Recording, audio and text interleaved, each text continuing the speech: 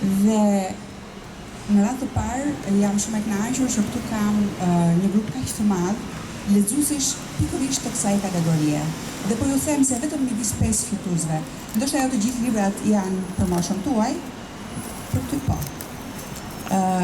Por ama të paktën 2 ose 3 libra po ju përkasin dhe vërtet janë shumë të mirë. Flas për 5 fituesit. Edhe midis atyre që nuk kanë fituar, sigurisht që ka libra të tjerë të mirë, por gjithsesi do flas juria për këtë gjë.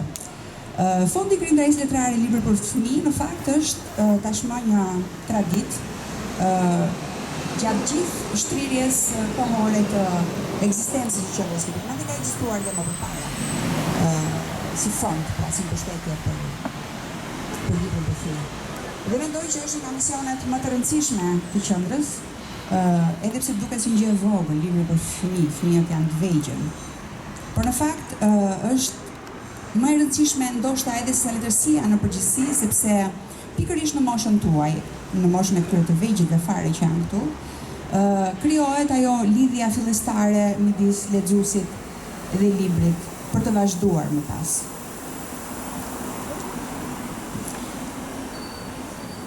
Po, sërzëri mikrofon. Sërzëri atje, okay. Ja, po ma s'ka problem, po thjesht po këtu më ja vendosë kështu. Ja. S'postoj pak? Të bëjë, po jo mos e izë. Okej, je në rregull, janë shumë. Atëherë po thoja që leximi si edukim fillon shumë herët, fillon qysh në fëmijëri. Madje fillon edhe më herët, më shumë kohë më përpara se festa e betares. Nëse një fëmijë nuk ka lexuar, në fillim nuk i ka lexuar mami libra, e vështirë se do vazhdojë kur të rritet të lexojë. Nëse një fëmijë, një nxënës nuk ka vrapuar që të hap një libër mbas mësimeve, librin që ka lënë një natë më përpara të pambaruar, vështirë se do ta krijojë këtë edukat. Nëse nuk e keni mësuar që të vegjël fare rrugën për në bibliotekën e shkollës për ta bërë zakon, vështirë se do ta keni edukat në momentin që të rriteni. Nëse sot ka në fakt, të themi 40 vjeçar që nuk lexojnë, kjo do thotë që kur kanë qenë të vegjël, nuk e kanë njohur atë shijen e leximit, atë mrekullinë që të ofron leximi i një libri. Mirë po në këtë lidhje me librin, dhe lexuesit me librin, pavarësisht se kur fillon, ka një ndikim të jashtëzakonshëm vetë libri. Pra, mënyra se si libri i thot gjërat që të thot. Mua më vjen në mendje gjithmonë kur diskutohet për tema të tilla, më vjen në mendje një libër i Bukovskit, Buk me sallam. Aty e tregon shumë gjëra të jetës vetë, midis të tjerave tregon momentin kur zbuloi për herë të parë bibliotekën e qytetit. Në fakt nuk ishte fëmijë, ishte megjithatë ishte i ri. Dhe thotë që gjithdisja nëpër bibliotekë, në bibliotekën e lagjes, në kërkim të librave, zgjidhja një libër e lexoja, më dilte huq, nuk më thoshte libri asgjë. Mirë po ai këmbuli, vazhdoi kërkoi derisa arriti te Lorenzi, u magjeps nga Lorenzi dhe pastaj filloi në atë moment të krijojë një gonxhe që nuk do të kputej kurrë midis vetes dhe librit. Pra, filloi leximi i tij i pa ndërprerë. Kjo është e pashmangshme pra që një libër të lexohet duhet të jetë i mirë, duhet autori të jetë i mirë, duhet që një fëmijë ta marrë me ëndje dhe lexojë me ëndje librin deri në fund. Duhet patjetër në këtë rast që libri të jetë i mirë. Nëse do të kthehet të nesërme me padurim, duhet patjetër që libri të jetë i mirë. Dhe pastaj që libri të jetë i mirë, duhet veç të tjerash, edhe të krijohen disa kushte autorit që ka disa ide brenda vetes. Pra, e ke një ide shumë të mirë, po duhet të nxitesh për ta nxjerrë atë ide dhe për ta hedhur në letër. Dhe pastaj pasi idenë e hedh në letër, mirë është të krijohen disa kushte që libri, dëshkrimi të shndrohet në libër dhe të botohet dhe të jepet në dorë lexuesit. Fondi Krijimtarisë Letrare Libër për Fëmijë, ashtu sikur edhe një fond tjetër që është Fondi Krijimtarisë Letrare Autorët e rinj, janë krijuar i cili është shpallur pas një jave, janë krijuar enkas me këtë qëllim, për të nxitur shkrimtarët të hedhin idetë e tyre në dorëshkrime, për të zgjedhur më të mirët mes dorëshkrimeve dhe për të dhënë kontributin institucional vetë qendra kombëtare e librit dhe leximit për të shndruar këto shkrime në libra.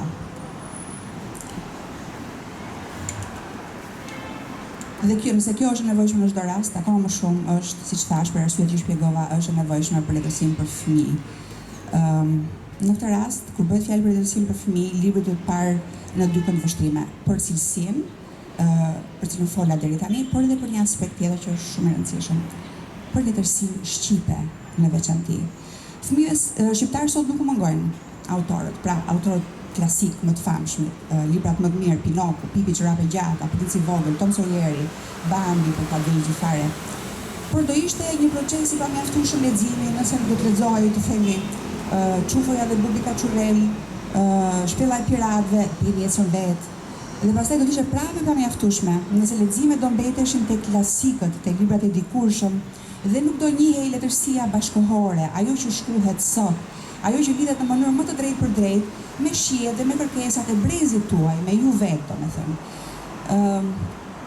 Për të dëshmuar në fund të fundit edhe një fakt që disa herë është diskutuar mbi të, që letërsia shqipe për fëmijë ka ekzistuar, ekziston, edhe do të vazhdoj të ekzistojë për të frymon.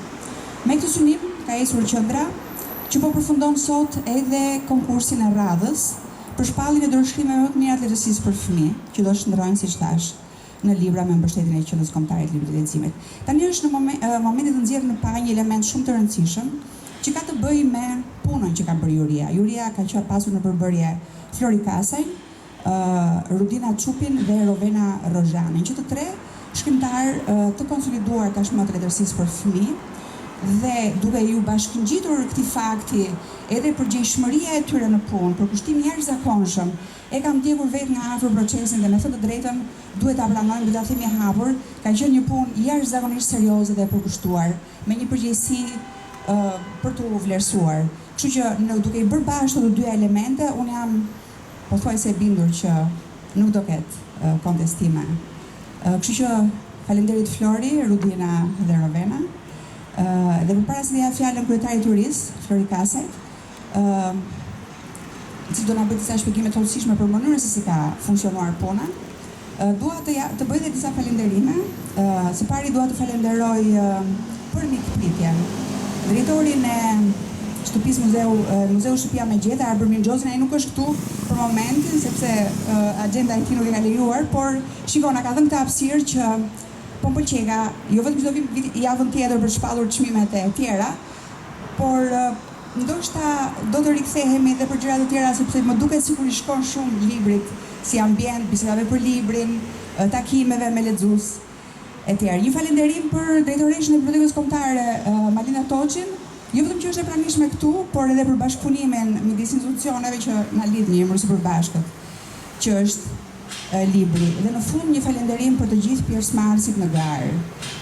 Uroj shumë që gjithmonë e më shumë të ketë në vitet pasardhëse e gjithmonë më cilësore puna e tyre. Faleminderit edhe një herë të pranishmëve dhe fjala për Flori Kasaj. Faleminderit Arta. Përshëndetje të gjithëve.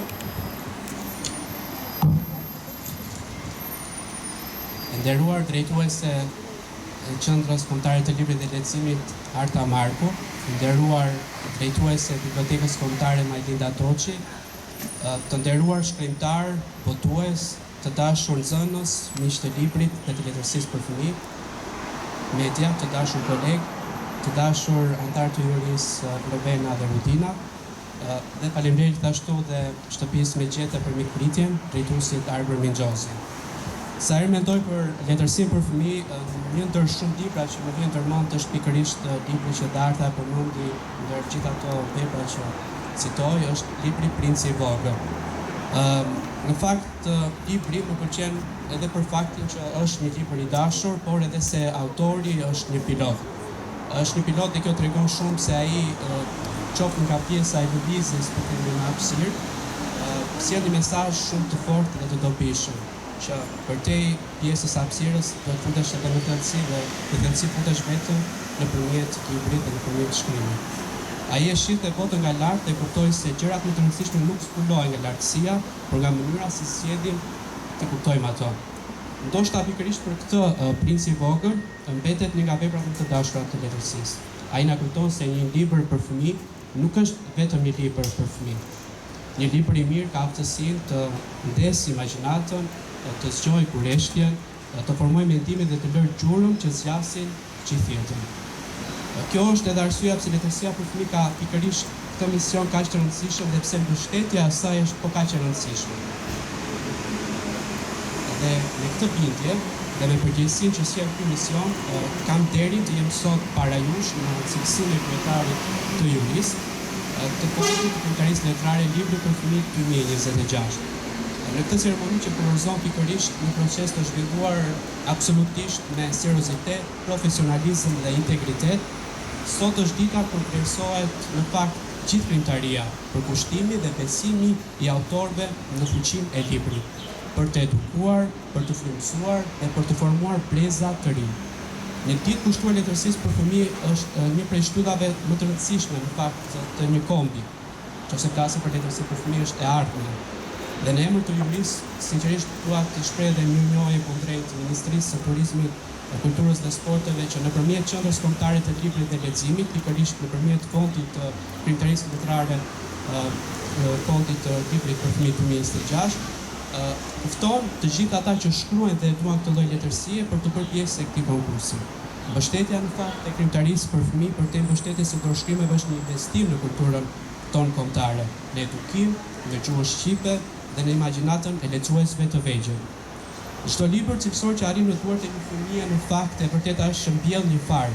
Përmes tij zhvillohet mendimi kritik, pasurohet gjuha, kultivohet ndjeshmëria estetike dhe sigurisht lind dhe zhvillohet dashuria për librin dhe leximin. Ky fond ka për mision të nxjisë sigurisht krijimtarinë, të motivojë autorët dhe të kontribuojë në pasurimin e letërsisë shqiptare për fëmijë me vepra të reja dhe cilësore. Këtë vit, përpara jurisë u paraqitën në fakt 17 dorëshkrime, secili sigurisht me një botë të veçantë, me rrëfim, gjuhë dhe vizion artistik.